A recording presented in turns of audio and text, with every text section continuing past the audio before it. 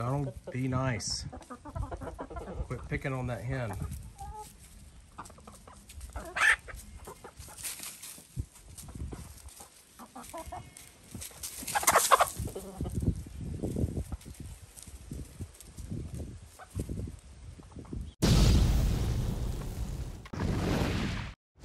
I don't know what it is, but Donald keeps picking on that same hen.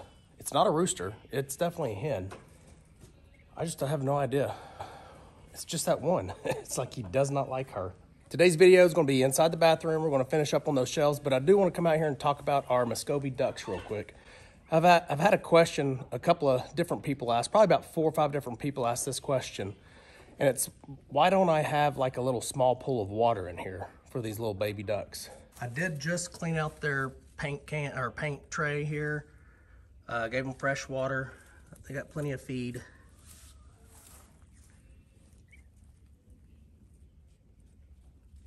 Okay, so I'm not a duck expert. I don't know anything really about ducks, so I had to do some research. And where do you do your research? YouTube, right? Like most of us. I follow a couple of channels who raise ducks, other than the ones that you know of, like Marie and Eldridge. They raise ducks as well, but I also follow a couple other channels, and they more or less specialize in ducks as well. And both of those 2 channels that I watched on me researching this, they said if your babies are without a mother, don't give them water. Don't give them a pool of water until about 15, 20 days, preferably 30 days, especially in the winter.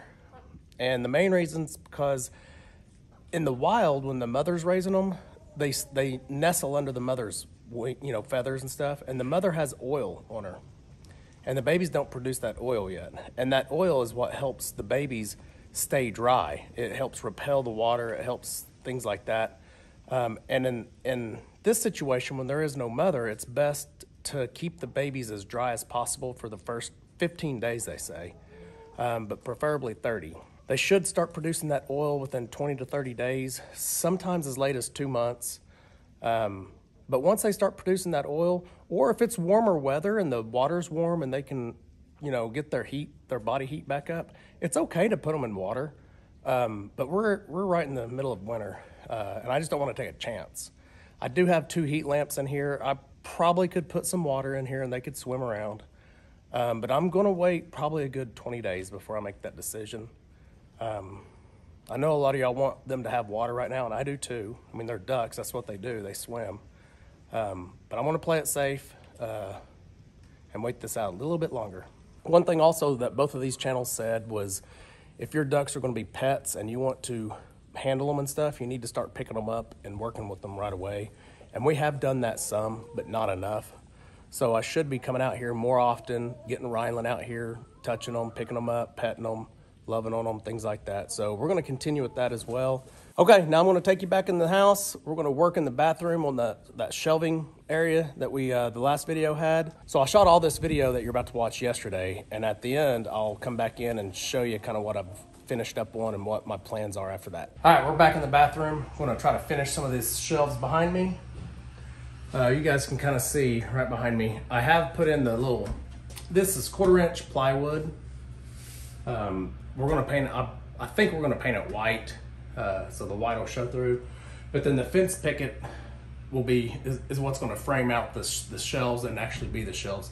And I'll do some sanding on those too, so they're not rough. So when you touch them, they don't give you splinters. But I have already cut all 3 of the pieces of plywood to go in. They don't have to fit real snug because my trim piece is going to come in here and cover up this gap. But I have done all 3 of these.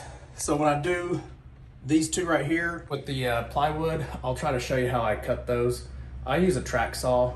It's very simple to use a track saw instead of your, cutting this big piece like this with the table saw. You can actually just use your track saw. I love that thing. It's probably my favorite tool in the shop. But before I got started on this morning, we've been without a dryer for 2 days.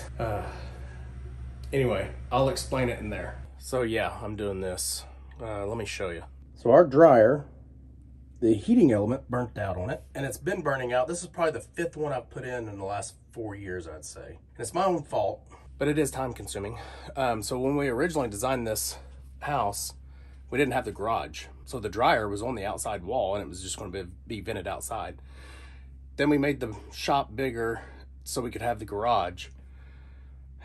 And I didn't redesign this, so technically it's still on a kind of an outside wall. I mean, it's up against the garage, but you can't really vent your dryer into the garage. It's going to put a lot of moisture in your garage. So I ran the hose all the way along the side of the house in the garage underneath some cabinets and stuff. And I think it's just too long of a run. It's about 34 feet. And this dryer says it can do like 35, 40 feet if I remember right. But I still think it's just too long. And so this heating element just burns up. This is the old one. So this is the old heating element, and it burnt. Actually, I think it was on the other side. You can see it right here. It's loose. It just burns apart.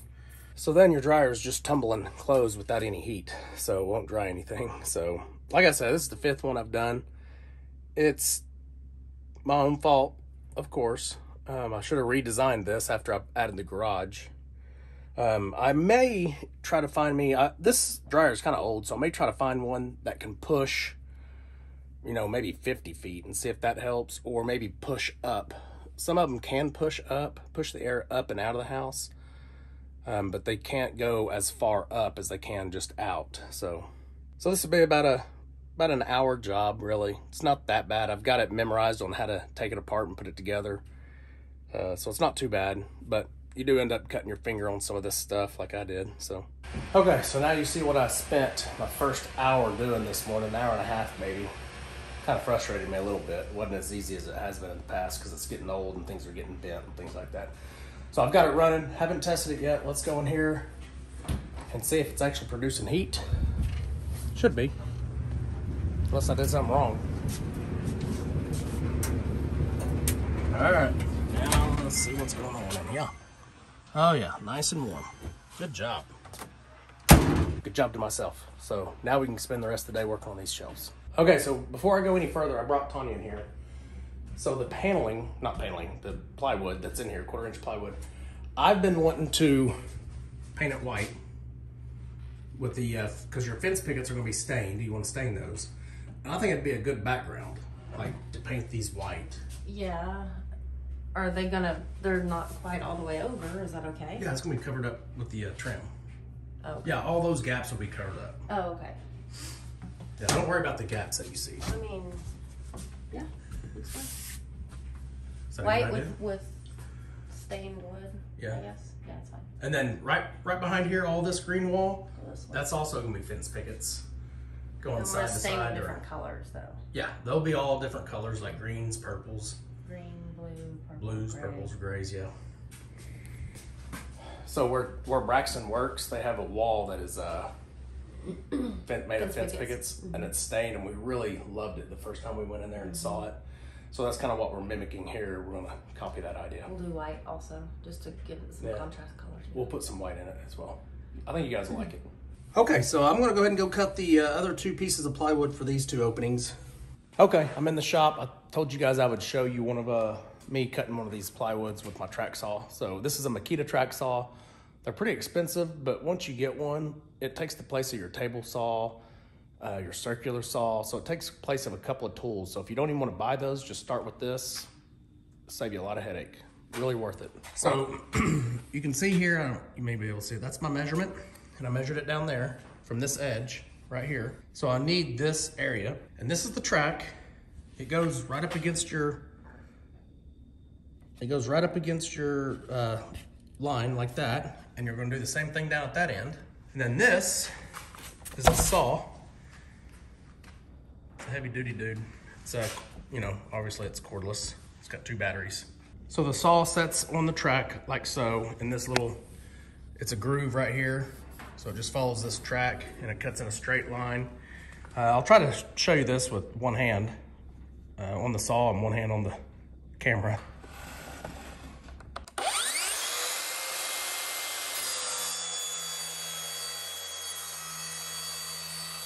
As you see, it's a good straight cut.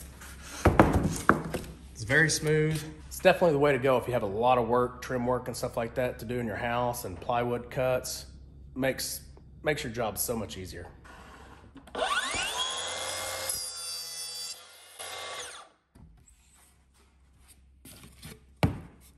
right, that's for the opening that's gonna hold the toilet paper. And the good thing about these track saws, that one right there is so you can cut down 4-foot width plywood sheets, but they also make this an 8-foot. And I believe they make one that's either 2 or 3 feet. I think it's 2 feet. No, it's 30 inches, I think. Yeah, it's 30 inches.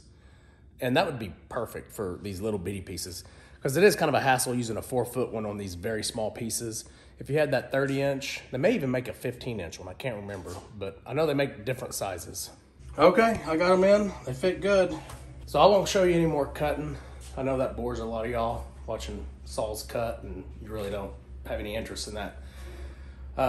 Don't judge me. If you looked around in my shop, I know it's messy. I got to do a lot of cleaning in there. I just haven't had the time, so don't judge me. Okay, gonna give y'all a quick look of what it's gonna kind of look like. And this will be kind of what it looks like pre-sealer, before we put the sealer on it. So what Tonya's decided to do is keep the wood, the cedar fence picket look over here. So it's just basically gonna be polyurethane, and it's gonna keep its original look. So I did sand these, and it took forever. So I started using a planer instead. I haven't put the top one in here yet, but just wanted to give you all a quick look on kind of what it's gonna look like. Now, of course, this ain't the right piece, but there's gonna be a piece here too, you know, to sure it all up so you won't see any of this. And somebody over on Facebook made a comment that they could tell I don't enjoy the drywall stuff. Well, I've drywalled this entire house myself, other than the ceiling. I did have some help with that. But other than that, I've done the entire house drywall myself. Tape, texture, mud, all of it. I did every bit of it myself. Good thing about this, I'm not gonna tape or mud any of this, because it's just gonna go right on top, so you'll never see it. Thank God, because that would be a bear and it would not be fun. Now up here, I will do this area up here. And again, it's not fun, but I'll get it done. But all this smaller stuff would be a headache. Okay, so I've made all the cuts for the 3 shelving areas here. I'm gonna go ahead and paint the back of these white, and then I'm gonna go ahead and start polyurethane all the cedar planks and get it installed, and you'll kind of see what it looks like.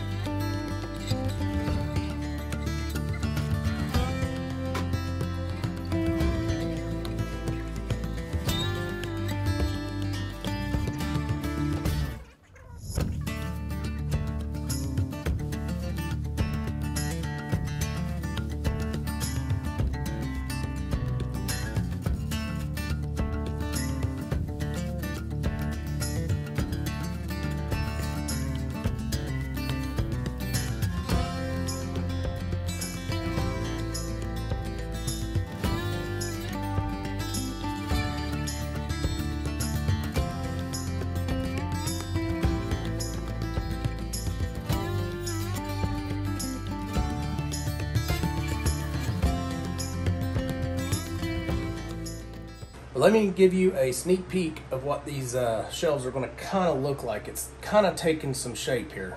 So that is nailed in. That's polyurethane. The white plywood is back behind it. So in the next video, you guys will see me finish this shelving unit up, hopefully. Hey, hopefully y'all enjoyed this video. If you stuck around this long, I know it's kind of a random video. Talk about ducks, showed you our chickens, then we're working in the bathroom. All right, we'll see y'all on the next one. Remember, do the good. At the Fowler family farm.